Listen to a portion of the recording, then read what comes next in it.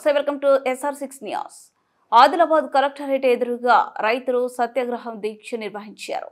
ఈ సందర్భంగా వారు మాట్లాడుతూ కాంగ్రెస్ ప్రభుత్వం రైతులకు ఇచ్చిన హామీలు 2 లక్షల రుణమాఫీ, తెలంగాణలో ఫసల్ బీమా యోజన అమలు, రైతు బంధు, అకాల వర్షాల వల్ల నష్టపోయిన వారిని ఆదుకోవాలని కలెక్టరేట్ ఎదుట దీక్ష శిబిరంలో రైతుల తరపున బీజేపీ అధ్యక్షులు బ్రహ్మానందం పాల్గొని మాట్లాడారు.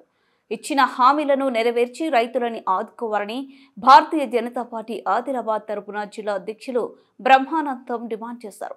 ఈ కార్యక్రమంలో మండల అధ్యక్షులు, రాష్ట్ర జిల్లా పదాధికారులు, మండలాల నుండి రైతులు మరియు బీజేపీ నాయకులు బన్నీ, దయాకర్, సంతోష్, విజయ్, శ్రీనివాస్, రవి, కృష్ణ యాదవ్, జోగు రవి, బాబురావు, పటేల్, సూర్య తదితరులు పాల్గొన్నారు.